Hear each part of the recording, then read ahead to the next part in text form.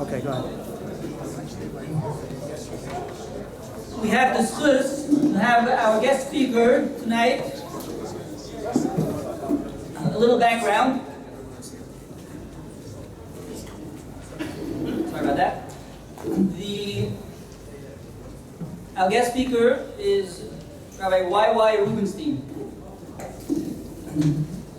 When I was talking to him, one of the things that we realized is that Rabbi Y.Y. and Rabbi Eli are both have very similar hobbies. Rabbi Eli is on safari right now, but based on my discussions with Rabbi Y.Y., he actually ups Rabbi Eli because he has a scar to prove that he went on a safari. I don't know if I'm going to show it tonight. And one of the things that we realized also is that Rabbi Y.Y. comes from Scotland. So those who can't make it to the Siyum in London, we have a little of London coming here to be with us tonight. Just like a couple of days ago, the Daf was talking about leaving Bovel to go. You're allowed to leave Bovel to go anywhere else. Rabbi Y.Y. came from Scotland, where the only yeshiva that there was didn't allow Rebbeim. So he came to America, Mokim Torah. We're proud to have him here with us. I'd like to ask Rabbi Y.Y. to come say a few words to cover this Siyum.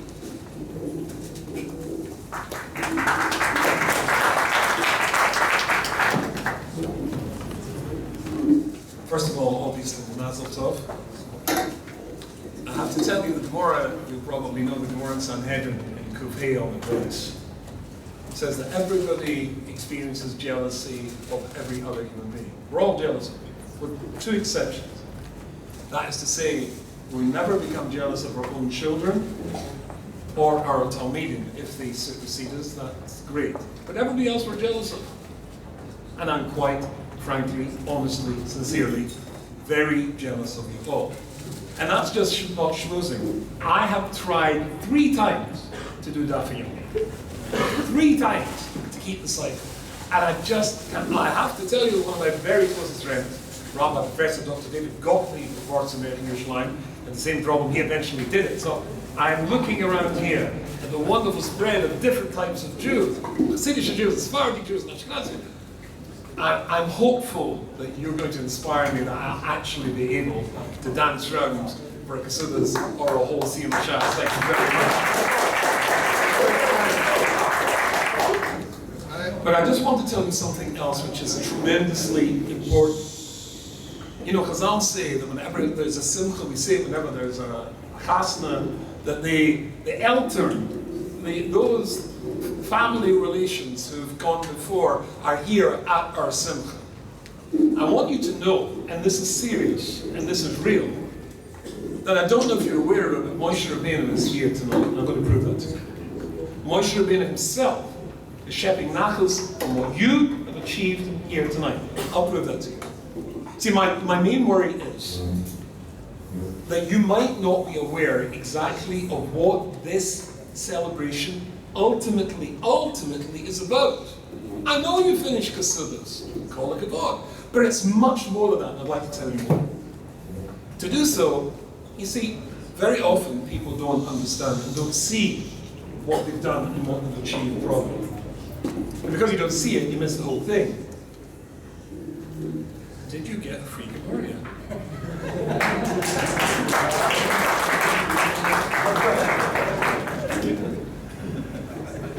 Many years ago, a very, very close friend of mine, somebody called Rabbi Yosef Grunfeld, was in a country that was called the USSR. Do you remember there was a country called the USSR? And in the USSR, being a communist country, every day in school, children had to have a daily lesson in atheism. And this is a true story because he was there a week after it happened in Moscow. The whole community was electrified by something that happened the week before. What was it? In an elementary school. 10-year-old kids, 11-year-old kids. One day, in came the teacher, and she has all her papers, and she puts them down. The children all stood up. She said in a Russian accent, "Children, sit down." Children, today we're going to discuss God. Children, look around the classroom. So all the children are looking around the classroom.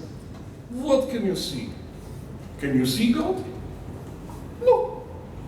Therefore, God does not exist. And there was a little Jewish boy in this class. Listen to this!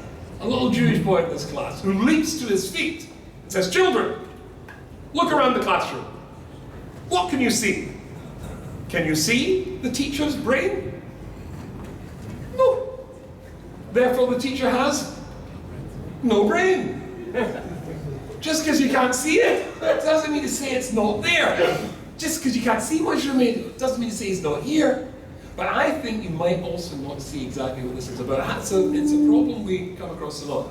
There's two of the clever here who said, I asked them before they're walking in with me, it's okay if I tell you the story. They said they had the story from me recently, I should tell this story. This is a true story.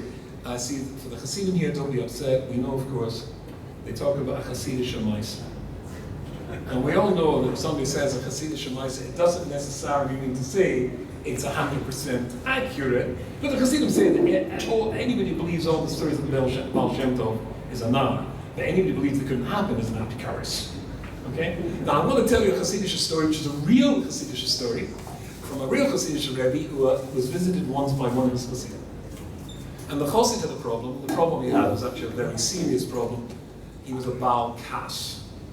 He was, I think the American phrase is a rageaholic. We use that, I heard that phrase. He couldn't control his temper. And when he lost his temper, the damage was terrible. The damage to his wife, the damage to his children, his employees. And he wasn't a bad man. He wasn't a bad person. He just couldn't control his temper. And when he lost his temper, everybody suffered enormously. So of course you're a chassid, you've got a problem, what are you going to do? You've got to go to see the Rebbe. They went to see the Rebbe, and he's sitting telling the Rebbe his story, and the Rebbe stroking his beard. And when he finishes, the Rebbe turns to this big fellow, 6'3", I'm 6'1", he's 6'3", and he says to Taka, this is a gefährliche problem, it's a very serious problem. And I want to give you the best possible advice I can. In order to give you the best advice, I just want 10 minutes, just to just to go over in my mind what's the best advice to give. If you just go outside and sit in the chairs, one of the chairs outside my room, let me just go over this in my mind. So the big fella goes up, Kossi goes outside, sits in the chair. The Shamos, the Rebbe's assistant, sees the big fella's going out, so he comes and he knocks on the door, opens the door, says, Rebbe, goes to open the door, tea. Would you like a cup of tea? Cafe. The Rebbe said, Kintanai. And in comes the Shamos. The Rebbe said, Vermacht the tea. Closes the door. Kim. So he goes up and he says, that fellow sitting outside, that Chassid, he's a terrible problem. He's an uncontrollable temper. And it's causing a lot of damage. And the Shammos went, the Shammos was a lot of fun. So the Rebbe says, and I want to give him the best eitzah I can possibly give him. But in order to give him the best eitzah for his temper, I have to get a good feel of what that temper's like. So go out and check him. Go out and provoke him. Get him to lose his temper. The little Shammos says, no, alright. So out goes the Shammos, and he walks past the big Chassid sitting in the chair. They're almost at eye level. He's standing up, and the big Chassid's in the chair. And he goes into the kitchen, and he prepares a tray the way he normally would, with coffee, and milk, and cookies, and sugar. And he comes out of the kitchen, and as he's walking past the Chassid with the uncontrollable temper, he pretends to trip, and spills the entire contents of the tray all over the Chassid with the temper. The Chassid with the temper leaps up, and goes, Daigenish. Don't worry. Could happen to anybody. He was supposed to get him to lose his temper.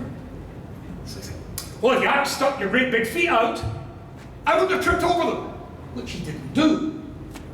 And the Chassid says, you know, you're quite right. I do have big feet. So the Shammos, having failed miserably, gathers up all the debris, and he goes into the room, and he says to the Rebbe, I tried. The Rebbe said, don't worry, put down the tree, send him in. Out goes the Shammos, in comes the big Chassid.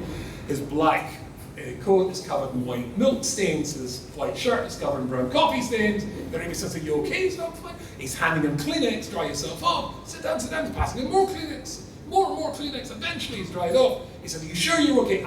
Okay. the Rebbe said to him, "You've come to see me because you have a problem with a terrible temper, yes?" He said, "Yes." I didn't see much evidence of that terrible temper a few moments ago when my shams spilled the contents of the tray all over me. And a little smile started to play in the lips of the Chosim. And he said, "Well, to tell you the truth, Rebbe, I overheard you telling him."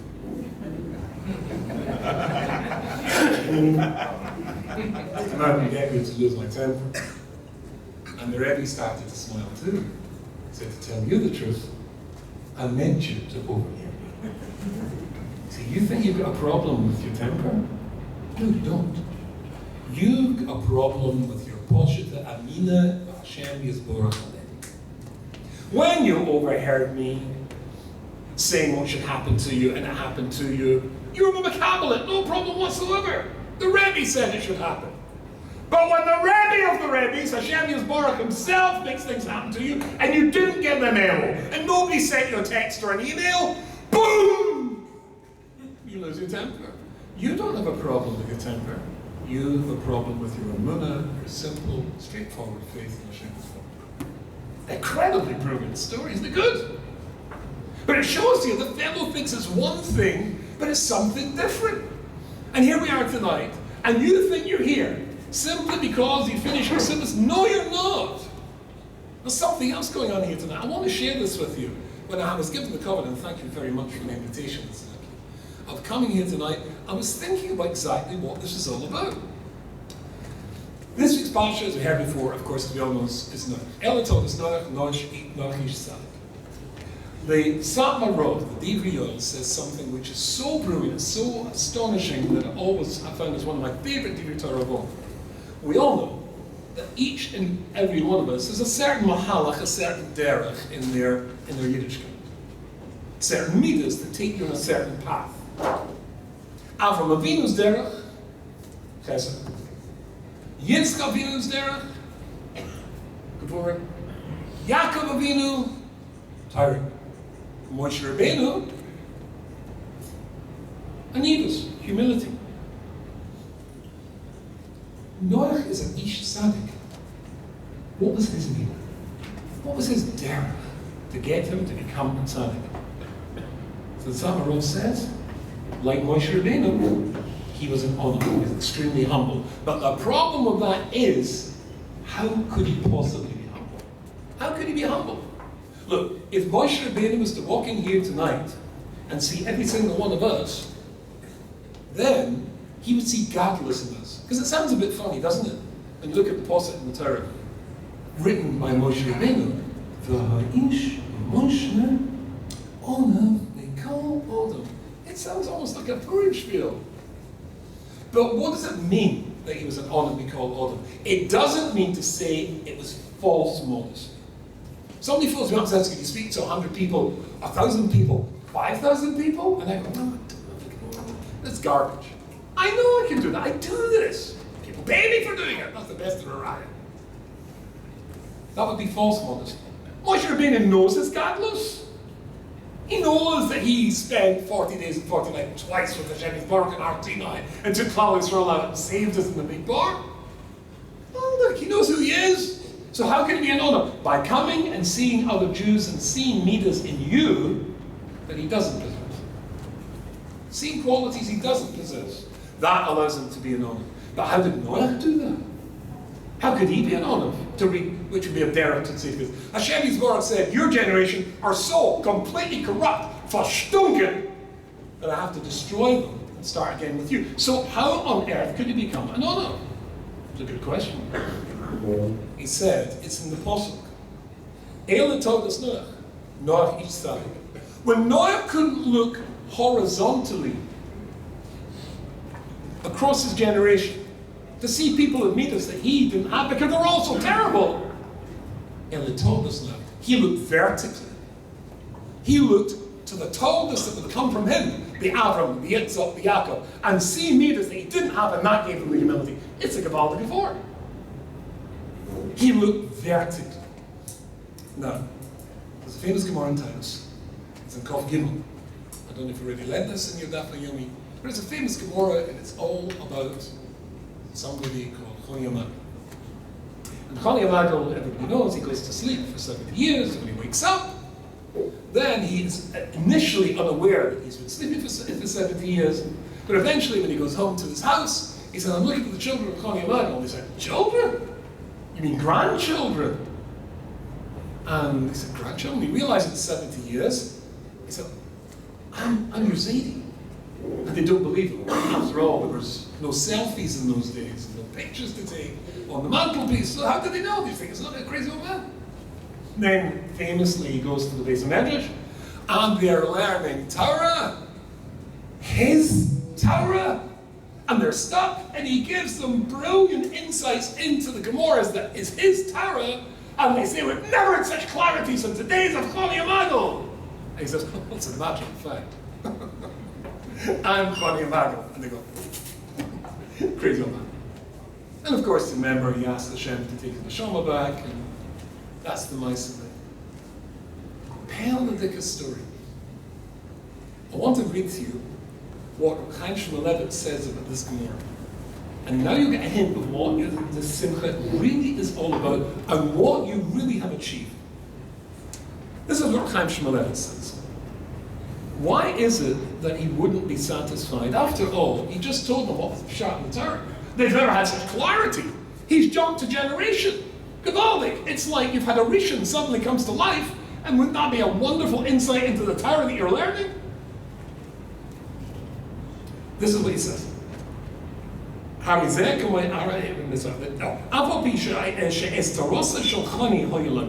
Even though they were learning his own Torah from Choni Amadol,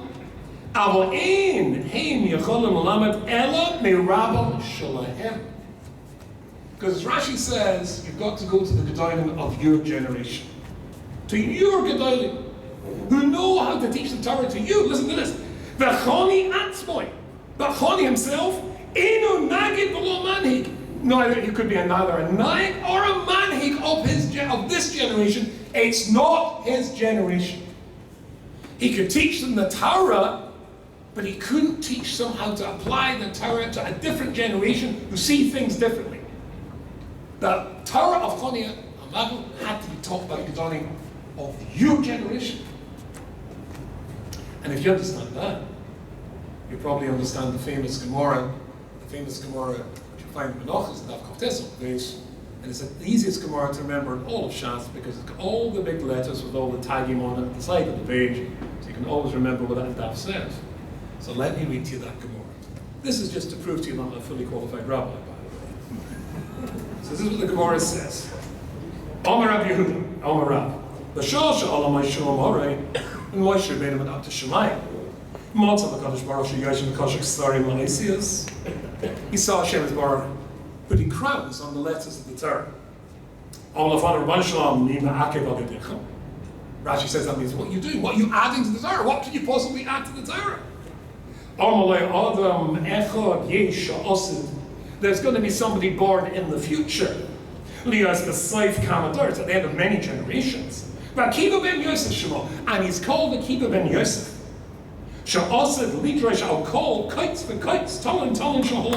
He's going to be able to take these little horns, these little kites, these little thorns of the crown and make up hundreds of halachas from this.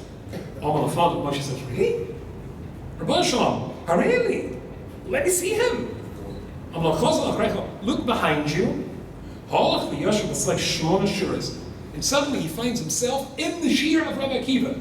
8 rows back, not even in the front row. Not even on. 8 rows back. And says, another gear says, 10 rows back. And somebody else says, 14 rows back. And he's sitting there. And what comes next is astonishing. And he has no clue what they're talking about. So here we've got, sitting in the Daf Yomi Shir. Your Daf Yomi Shir, Moshe Rabbeinu, can't understand what Rabbi Eli's talking about, isn't following it, and you're all smiling and laughing because such a gavaldik and mag cheer, and you're all enjoying it, and what your music going, what's this all about?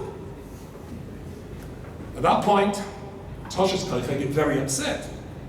And when Rabbi Eli got to a certain particular piece, Omrulai Talmidim said to him, Rebbe, where'd you get that from? Amalahem, Halachal, Moshe Sinai. I got it from Moshe Rabbeinu on Har Sinai. He's Yashiv Tata, and Moshe heard that, and he felt great. Oh, that's so geschmack. That's the Gemara. With me? Nodding enthusiastically? Still awake? Good. What's it talking about? Oh, it's Moshe Rabbeinu. Moshe Rabbeinu's upset because he can't understand how to keep. Right. I'll be Moshe, because I've always seen myself as Moshe. It's Moshe's Torah. No, that's worse. I don't understand it. It is my Torah. What is this talking about? You should be more upset.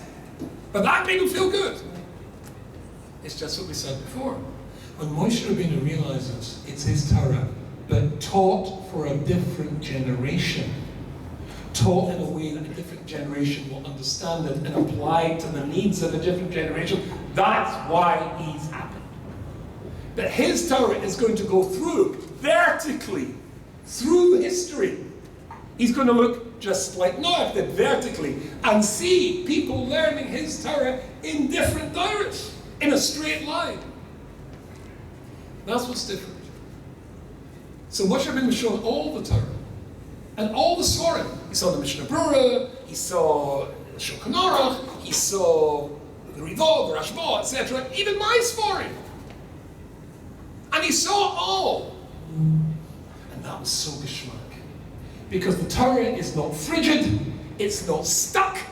It's Torah Moshe, but it can expand or contract to meet any particular situation. Whether you're Bukharian Jews, or you're Russian Jews, or whether you live in the 19th century or 20th century.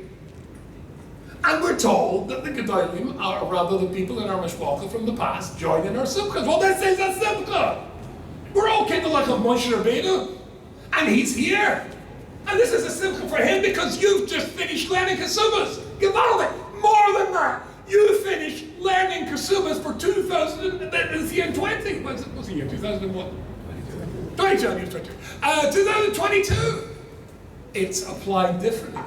A new generation of Jews learning Moshe Rabbeinu's Torah that applies to Klal Yisrael in our Tekufah. It's alive, it's fresh, and it's always being reapplied and re-understood. That's what you've done. You've established yourself as a link in the chain of the Messiah of the Torah that keeps the Torah alive. Torah's time. Living, vibrant. Because living, vibrant, passionate, keen people like you have kept it passionate, alive, Kol HaKavod.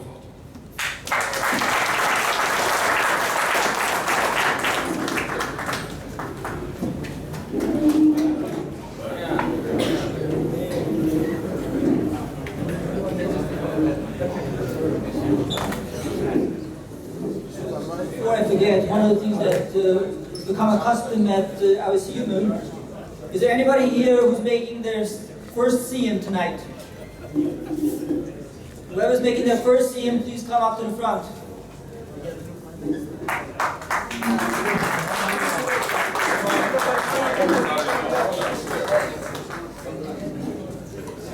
Don't be shy. No, strong. Okay. Get it?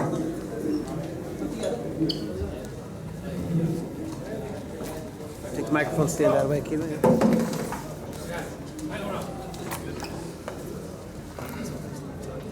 Yeah. Second, the camera guys. Malza.